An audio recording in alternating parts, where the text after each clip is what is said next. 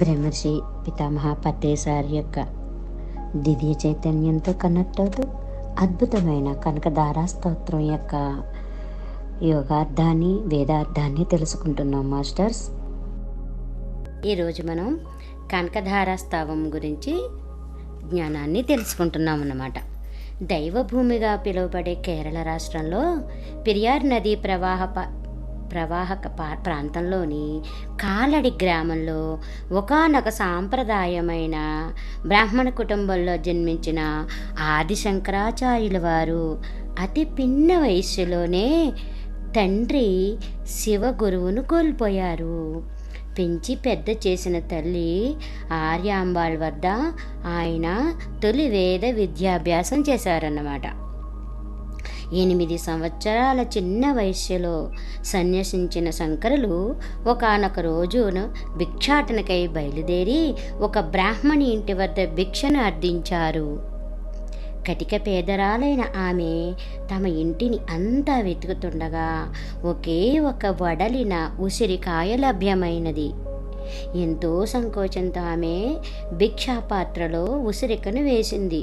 అది గమనించిన శంకరులు ఆమె బేదరికానికి చలించిపోయి 21 శ్లోకాలతో శ్రీ మహాలక్ష్మీదేవిని స్తుతించారు.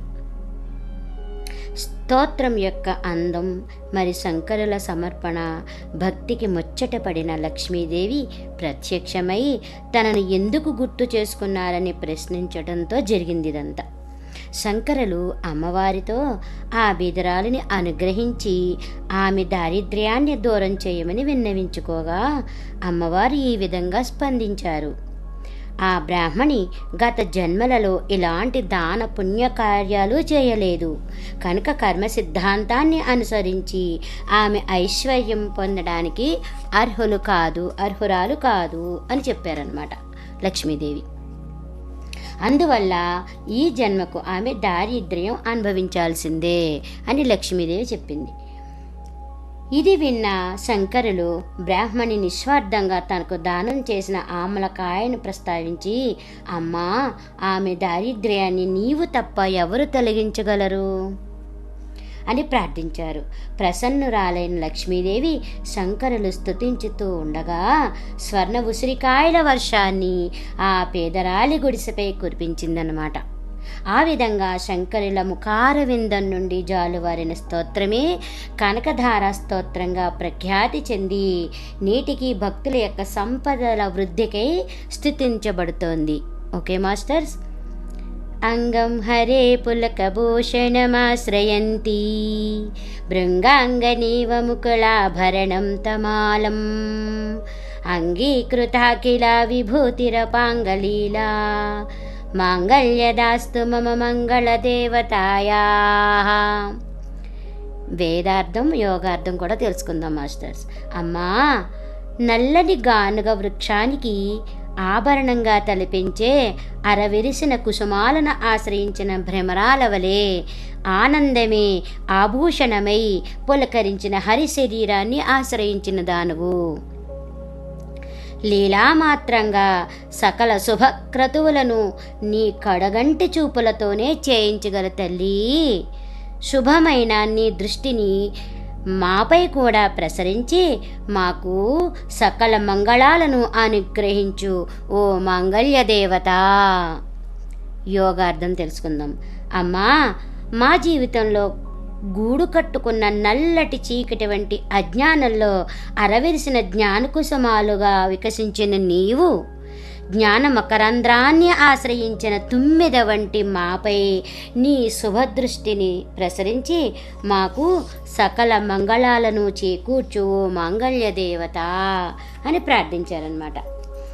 ముగ్ధా ముహుర్విదీతే వదనే మురారే ప్రేమత్రపా ప్రణిహితాని గతాగతాని మాలాదృశోర్మధురీకరీవ మహోత్పలేయా సామే శ్రియం దిశతు సాగర సంభవాయా.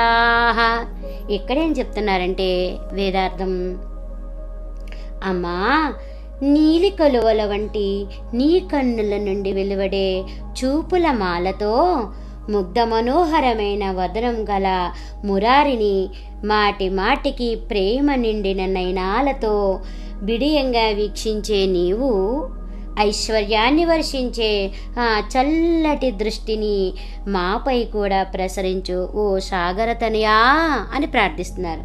యోగార్థం తెలుసుకుందాం మాస్టర్స్.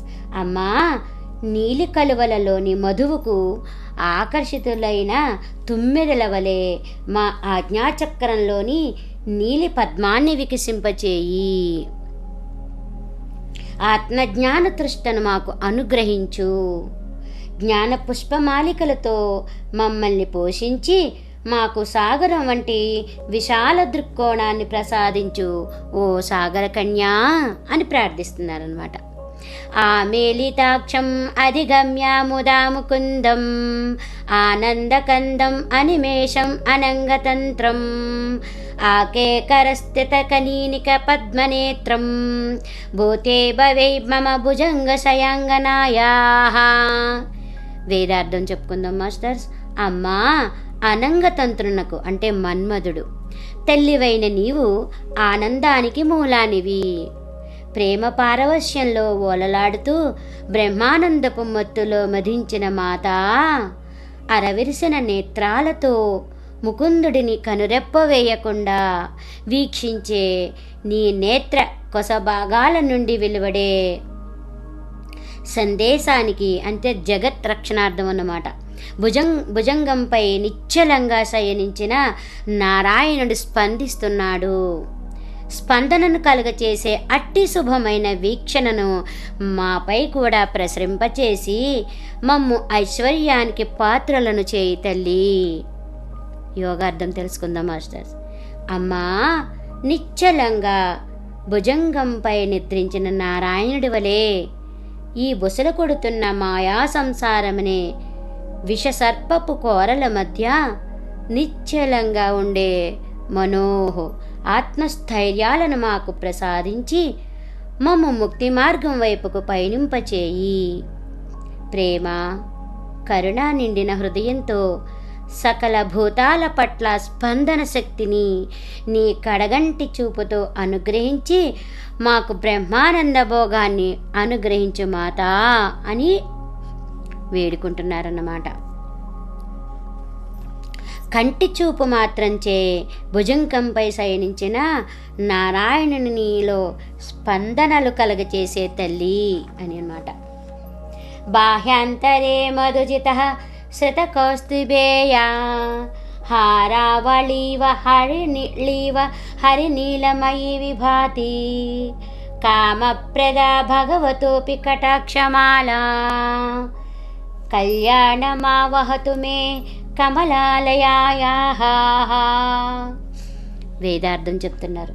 అమ్మా, కౌస్తుభమణి కాంతులను తలపించే ఇంద్రనీల పద్మాల వంటి నీ చూపుల హారాన్ని మధువును జయించిన మధుసూదనుడి వక్షస్థలంపై ప్రసరించే నీవు భగవానుడైన నారాయణుడి యొక్క కామ్యాలను తీర్చగల కామప్రదవు. చల్లని నీ కటాక్షాన్ని మాపై ప్రసరించి మాకు కళ్యాణాన్ని కలిగించు ఓ కమలాలయా.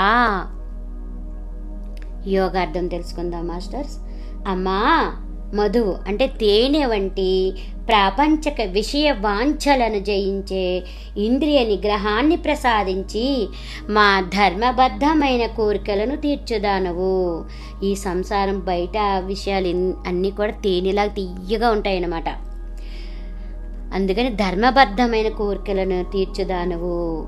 శుభాలను అనుగ్రహించే వీక్షణాలను ప్రసరించి మణికాంతుల వంటి కీర్తి వైభవాలను కటాక్షించి మాకు సకల కళ్యాణాలను చేకూర్చు ఓ కమలాలయా అని వేడుకుంటున్నారు. కాళాంబుదాలి లలితోరసి కైటబారే ధారాధరే స్ఫురతి ఆతటితంగనేవా మాతః సమస్త జగతాం మహనీయమూర్తి భద్రాణి మే దిశతు భార్గవనందనాయాః. వేదార్థం తెలుసుకుందాం.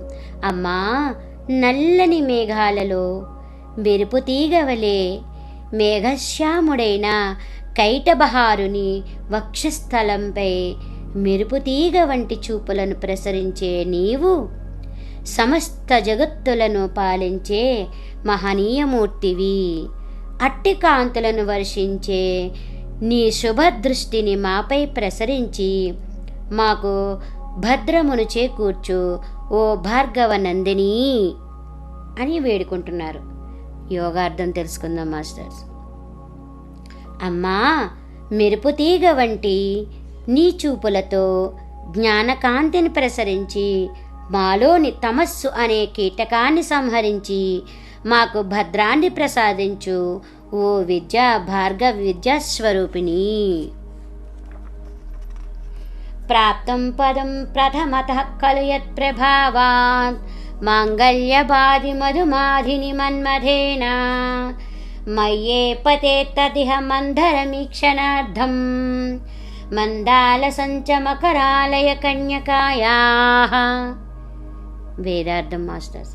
అమ్మా, నీ కంటి చూపు ప్రభావంతో మన్మథ పథం యొక్క ప్రథమమైన స్పందనను మంగళాలకు స్థానమైన మధుసూదనిలో కలిగించేదానువు.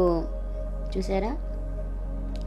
అట్టి శుభమైన నీ దృష్టిని మాపై కూడా కాసింత ప్రసరించి మాకు సర్వమంగళాలను అనుగ్రహించు ఓ మకరాలయ కన్యకా అని వేడుకుంటున్నారు. యోగార్థం. అమ్మా, వస్తు ప్రపంచంలోని మధువు వంటి విషయ ఆకర్షణలకు గురి అయిన మాలో ప్రాపంచిక వ్యామోహాలను సంహరించి మమ్ము యోగ మార్గమందు ప్రేరేపించేదానవు. ధ్యానమందు మనస్సనే మకరాలయాన్ని మధించగా తద్వారా నిధి దేవతల అనుగ్రహంతో ఉత్పన్నమైన బ్రహ్మజ్ఞాన నిధిని అనుగ్రహించేదానవు. మాపై ప్రేమ తరంగాలను ప్రసరించి శుద్ధ సాత్విక దృష్టిని ప్రసాదించు ఓ మకరాలయ కన్యక. చూసారు ఎంత అద్భుతంగా ధ్యానమందు మనస్సనే మకరాలయాన్ని మదించగా తద్వారా నిధి దేవతల అనుగ్రహంతో ఉత్పన్నమైన బ్రహ్మజ్ఞాన నిధిని అనుగ్రహించేదానువు అని చెప్తున్నారు. విశ్వామరేంద్ర పద విభ్రమదాన దక్షం ఆనందహేతు అధికం మొర విద్విషోపి ఈశన్నిషీదతు మై క్షణం ఈ క్షణార్థం ఇందివరోదర సహోదరం ఇందిరాయా. వేదార్థం. అమ్మా, విశ్వ అమరేంద్ర పదవిని అధిరోహించే దక్షతను నీ భక్తులకు కలుగజేసే నీవు మధు సంహారకుడవైన నారాయణుడనకు ఆనందాన్ని కలగజేస్తావు. నీలి పద్మం యొక్క వెలుపలి భాగంలో వెలువడే కాంతి వలె నీ కోల నయనాల లోతుల నుండి వెలువడుతున్న స్వచ్ఛమైన కాంతిని ప్రసరించి మాకు స్వర్గభోగాలను అనుగ్రహించు ఓ ఇందిరా. యోగార్థం. అమ్మా, మనస్సు అనే సామ్రాజ్యాన్ని పూర్తి దక్షతతో పాలించే పాలనాశక్తిని, విషయ ఆకర్షణల పట్ల అనాసక్తిని, శుద్ధ సాత్విక జ్ఞానకాంతులను మాలో ఇముడ్చుకునే శక్తిని నీ చూపు అనే మంత్రంతో ప్రసాదించి మాకు బ్రహ్మానంద భోగాలను అనుగ్రహించు ఓ ఇందిరా తనయా. ఇష్టా విశిష్టమతయోపి యయాదయాద్రా దృష్టహస్త్రీవిష్టపదం సులభం భజంతే దృష్టి ప్రహృష్టి కమలోదర దీప్తిరిష్టాం పుష్టిం కృషిష్ట మమ పుష్కర విష్టరాయా. ఇక్కడేం చెప్తున్నారంటే, అమ్మా, విశిష్టమైన యజ్ఞాది క్రతువులను చేయనప్పటికీ దయధారివైన నీ దృష్టి సోకిన మాత్రంచే భక్తులకు త్రివిష్ట పదాలు సులభంగా లభ్యం కాగలవు. నీ చూపు ఒక్కసారి మా పైన ప్రసరించినప్పుడు భక్తులకు 3 రకాలైన విష్ట పదాలు సులభంగా లభ్యమవుతాయంట. కమలాల యొక్క ఉదర భాగం నుండి వెలువడే కాంతి వంటి నీ కంటి చూపుతో సకలార్ధయిష్టమైన సమృద్ధితో మమ్ము పోషించు ఓ పుష్కర విస్తరా సరోవర పద్మంలో విస్తరించిన ఓ తల్లి అని అర్థం అనమాట. యోగార్థం తెలుసుకుందాం. అమ్మా, ఎలాంటి సాధన చేయనప్పటికీ కాంతి నిండిన నీ కనుచూపులతో మమ్ము బ్రహ్మ విద్యాధనంతో పోషించి మాలోని త్రిగుణాలను జయించే శక్తిని అనుగ్రహించి పద్మం వంటి స్వచ్ఛమైన నిర్గుణ స్థితిలో స్థితమయ్యే అనుగ్రహాన్ని కలుగజేయి ఓ దయాధారి అని వేడుకుంటున్నారన్నమాట. దద్యాద్దయానుపవనో ద్రవిడాంబుధారాం అస్మిన్ కించన విహింగశిశో విషణ్ణే దుష్కర్మఘర్మమపనియ చిరాయ దూరం నారాయణ ప్రణయని నయనాంబువాహ. ఎక్కడేం చెప్తున్నారు?